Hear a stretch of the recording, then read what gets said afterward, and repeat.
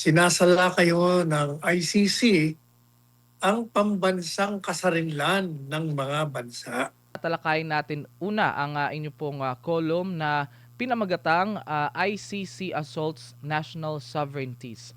So ang babasahin po muna natin ito, Attorney Sal, bago po ninyo ipaliwanag. Sige, magbasa ka ng mga 4 paragraphs. Ayan, okay.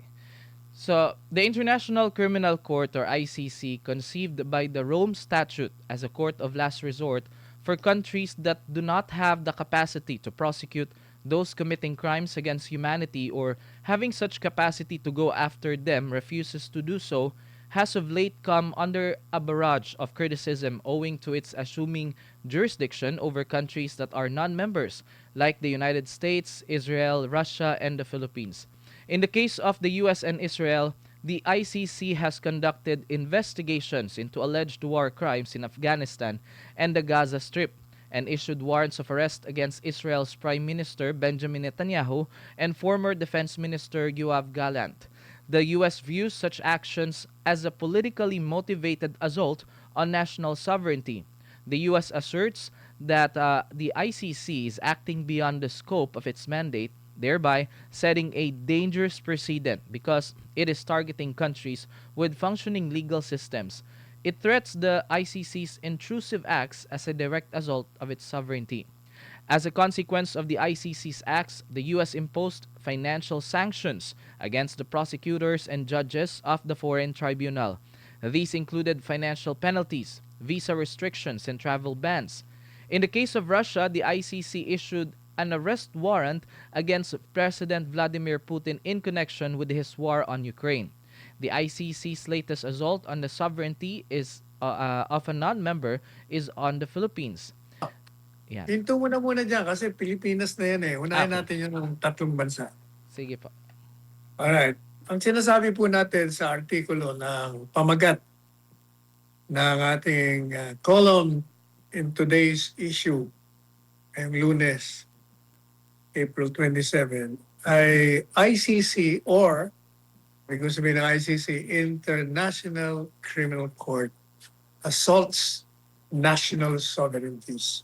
Sinasala kayo ng ICC ang pambansang kasarinlan ng mga bansa. At sinasabi po natin dito na yung ICC, yan ay nilikha. Nilikha ng mga bansa na walang kakayahan na usigin ang mga nag-commit ng crime against humanity. O kung wala man silang kakayahan, yung mga bansang may kakayahan na ayaw tugisin ang mga kriminal, kasi sila ang nasa likod. Siyempre, hindi nila tutugisin. Para hindi mangyari sa kanila ang ganitong kalakaran, itong mga bansa nagkaisa na magtayo ng International Criminal Court at gumawa sila ng batas, yung tinatawag na Rome Statute. Yung Rome Statute ang batas na lumikha dito sa International Criminal Court ng mga miyembro ay mga bansa.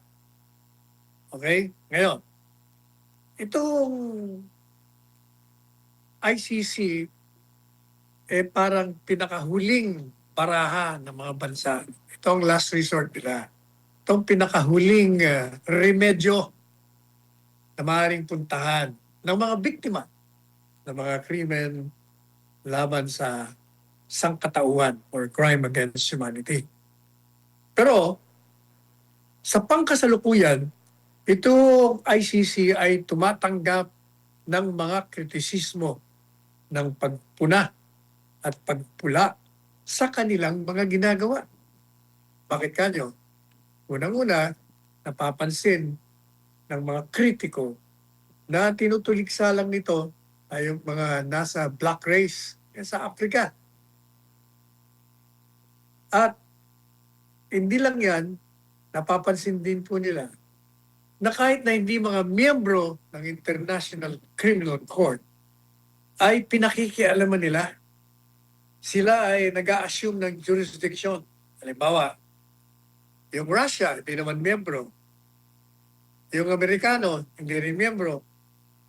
Yung Israel, hindi rin miyembro. Pero, nagpalawas ho sila ng warrant of arrest laban kay President Vladimir Putin ng Russia. Kaugnay di umano sa ginagawa nitong pagsakop,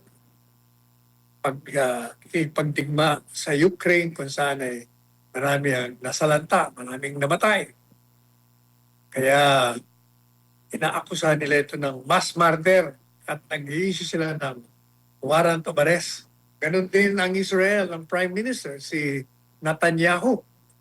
Pati na yung kanyang Defense Minister na si Yoav Gallant. Nag-issue din sila ng warrant of arrest. Itong mga ito, hindi naman miyembro. Paano naman sila nagkaroon ng jurisdiction? Kaya, eto ngayon, ako ang tingin ko, kaya sila nag-issue ng mga warrant of arrest kahit hindi miyembro. Kasi nga, para pasinungalingan, yung akusasyon na kayo tinutugis nyo lang yung mga nasa lahing itim o black race. Wala kayong tinutugis ng mga puti. Mga puti ngayon itong si Vladimir Putin, si Yoav, saka si Netanyahu. Kaya siguro naglabas sila ng warrant of arrest. Pero ang problema nga, wala kang jurisdiction kayo doon sapagkat hindi sila miyembro. Sige. Hindi po ba? Yes, Ano, yes, attorney. anong katwiran pwede mong gamitin doon? Hindi nga miyembro ito. Mulat sa pool, hindi miyembro eh. Bakit mag-assume ka ng jurisdiction? Mag-i-issue ka ng warrant of arrest. Kaya, questionable ngayon ang eksistensya nitong International Criminal Court. At yung susunod na paragraph na mapasahin sa inyo ni Carlo, ito yung pinaka-latest na sinasalakay nila ang soberentiya. Kasi pag kayo nakialam Mm. sa isang bansa, manghihimasok kayo sa sistemang legal nila. Malayang bansa ito. May mga sarili itong soberentiya. Bakit kayo papasok? Ibig sabihin, sinasalakay ninyo ang soberentiya o kasarinlan ng mga bansang ito. At ang pinakahuli nilang sinalakay ay, babasahin sa inyo ni Carlo kung sino. Tayo Yes. yun. Ayan. Ito na, Attorney Sal. The ICC's latest assault on the sovereignty of a non-member is on the Philippines. Despite the Philippines' effective withdrawal as an ICC member, it has unlawfully assumed jurisdiction over it and over the person of its former president, Rodrigo Duterte. Of course, the ICC's exercise of jurisdiction over the Philippines is not without the shameless sanction and cooperation of the present dispensation, which engineered Duterte's arrest, detention, and rendition, which is a flagrant violation of our Constitution and the country's sovereignty and territorial integrity. The current administration's action of arresting and detaining the former president on March 11, 2025 at Villamore Air Base upon his arrival from Hong Kong at the behest of the ICC and in conspiracy with the current power holders was in blatant violation of the Constitution, as there was no valid warrant of arrest issued by a competent court as directed by the Fundamental Charter. Duterte was absolutely denied due process.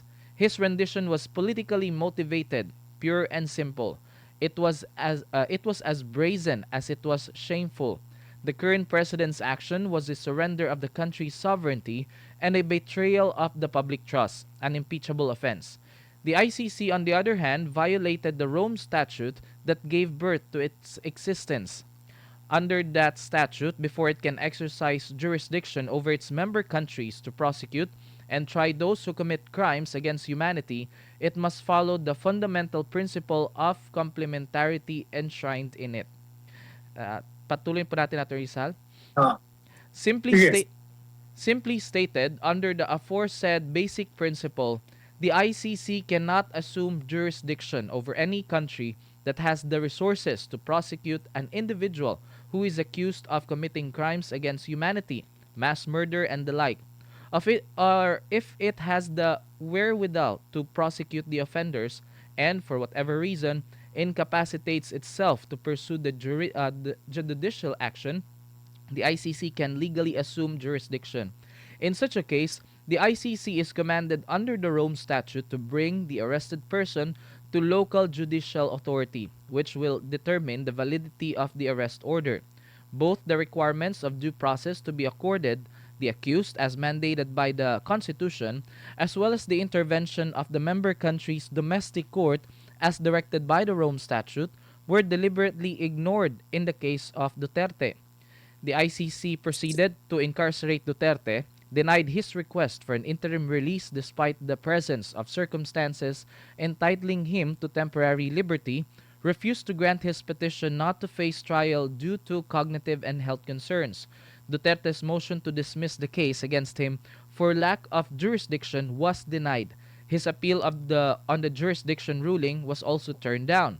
Despite the fact that the issue of jurisdiction was still pending resolution by the ICC Appeals Court, the pretrial chamber proceeded to hear the confirmation of charges, giving the inevitable impression that the ICC has prejudged the case against Duterte.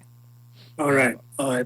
Punta na ho natin yung binasa ni Carlo. Ang sinasabi po natin, ang pinaka-latest na sinalakay ang kasarilan o soberensiya ng isang bansa ay yung bansa natin, ang Pilipinas. Bakit kanyo? Tayo ho ay hindi naging miyembro ng ICC. Bakit kanyo hindi naging miyembro? Sa teorya ni Presidente Duterte, kailanman kahit na merong tratado na inaprubahan ng Senado na tayo ay kasapi ng International Criminal Court, ay hindi pa rin pwede. Bakit? Sapagkat ang ating saligang batas ay nagtatakda na walang mamamayan, dayuhan man o hindi, natatanggalan ng kalayaan, ng buhay, at ng ari-arian. At yung pong Rome Statute na yan, ay may penalty dyan. Pag ikaw ay na-convict sa paglilitis, tatanggalan ka ng kalayaan. Tatanggalan ka rin ng ari-arian. At kung meron silang death penalty, tatanggalan ka rin ng buhay. Sa madalit sabi, yan ang ating saligang batas. At kaugnay dyan sa saligang batas na yan, ang ating Kodigo Sibil ay nagsabi na walang batas na ipinasa ng Kongreso na magiging na maipatutupad o mabibigyan ng halaga hanggat ito ay hindi na palalabas o napupublika o naipahayag sa Official Gazette. Alam po ninyo yung Official Gazette na tinatawag, OG. Yun o ang isang libro na nandun lahat ang mga ginagawa ng Kongreso, mga resolutions, mga batas na aprubahan, mga tratado nandun. Para malaman ng taong bayan kung ano ba ang mga batas na kailangan nilang sundin at pag hindi mo sinunod, kayo mananagot. So, yan o nakalagay sa Kodigo Sibil. At meron o isang kaso, ang Tuvera case. I-google nyo ang Tuvera case. Kami yung mga abogado ng panahon ni Marcos Sr. sa Mabini Movement of Attorneys for Brotherhood, Integrity, Nationalism Inc. Kami yung mga abogado, no? Sila Joker Arroyong yan, sila Rene Sagisag, kami ho yun na lumaban sa diktadurya ni Marcos. Kasi noon ho, marami siyang mga inilalabas na dekreto, presidential decree, na hindi ho, na ilalathala. Nalalaman na lang ng tao, huhulihin ka na lang, nilabag mo ang batas na ito. Paano natin malalaman? Hindi mo nila tala sa Official Gazette, wala rin sa mga pahayagan. Kaya pumunta ko kami sa Korte Suprema Kami mga abogado, mga bata pa kami mga abogado no. Kami nila Joker Arroyo, nila Rene Sagisan. At sabi ho namin sa Korte Suprema, aba hindi ho ba sabi ng ating Kodigo Penal o Kodigo Civil, no law shall be enforceable unless published in the official gazette or in a newspaper of general circulation. Eh bakit ho itong presidential decree pinatutupad nila na hindi nalalaman ng taong bayan? O madalit sabi, doon ho sa kasong yon, sabi ng Korte Suprema, hindi pa pwede yan. Kaya inutusan ang Administrasyong Marcos Sr. na ilabas ninyo ang mga presidential decree. Kung hindi, walang halaga yan. O kaya makikita nyo na dapat talagang ilabas. Kaya sabi ni Presidente Duterte, yung official gazette, pag yan ay binuksan mo, hinanap mo yung Rome Statute, yung tratado na inaprubahan ng Kongreso na miyembro na tayo. Hindi nyo makikita. Bakit? Nakakalimutan no. Nakakalimutan ng Administrasyong Aquino kasi sa panahon nito ni Pinoy Aquino na na-aprobahan sa Senado. Nung ibinalik yung tratadong pinirmahan na galing sa Senado, natulog doon sa opisina ng presidente ng, ng Malacanang. Madalit sabi, hindi na ilathala. So kung hindi na ilathala, sabi ni Presidente Duterte, citing the Tobera case, citing the Civil Code, walang halaga yan. At wala kayong jurisdiction sa amin kasi hindi kami miyembro. Hindi ba? That's one. Yung argumento niya, nung nag-withdraw tayo bilang miyembro, kasi sinasabi nung hindi, may tratado. Kaya sabi ko, okay lang ang problema, di mag-withdraw tayo. O, madalit sabi din, nag-withdraw. Epektibo. O, di ngayon, ang ating katwiran ngayon, na wala silang jurisdiction, kasi kumalas na tayo. Dahil kumalas na tayo, wala ka nang pakialam sa amin. Kung totoo na naging miyembro kami. Ngayon, sabi po nila, hindi, merong provision dito sa Rome Statute na kahit na kumalas ang isang miyembro, meron silang natitirang obligasyon na makipag tulungan sa amin pag meron kaming kinakasuhan dyan sa inyo. O tama ho yung sinasabi nila. Pero hindi ho automatic. Bakit kanyo? Sapagkat yung Rome Statute, sinasabi lang doon, obligado kang mag-cooperate kung matapos kang kumalas sa loob ng isang taon ay nagkaroon ng preliminary investigation. O kaya naman, bago ka pa kumalas, nasimulan na namin. So ang sabi nila, nasimulan na namin yung investigasyon bago pa kayo kumalas. At kahit na nga hindi namin naumpisan, pagpalagay na, sabi nila, nagkaroon kami ng preliminary investigation. O eto naman ho ang sagot natin, sabi natin, ng bansa. Teka muna. Yung preliminary examination na ginagawa nyo, hindi naman yan yung preliminary investigation na nakalagay sa Rome Statute. Yung ginawa nyong preliminary examination ay upang alamin lamang kung papasok ang Pilipinas doon sa prinsipyo ng complementarity, principle of complementarity, kung saan itinatakda doon sa batas ninyo na magkakaroon lang ng jurisdiction ng International Criminal Court kung ang bansang miyembro ay walang kakayahan na usigin ang mga kriminal na nagkamit ng crime against humanity. O kung hindi man sila may kakayahan, ayaw nilang gawin. Ay hindi naman ho applicable sa atin yun. Kasi malusog ang sistema legal natin. Malaya tayong bansa, may sarili tayong mga sangay, executive, legislative, judicial, And we have a robust legal system. Malusog na malusog. Katunayan nga. At dami na ho nating inusig. At napatunayan may sala at libo-libo ang nakakulong. Hindi lang yan. Dalawang ang presidente, pinakulong natin. Di ba?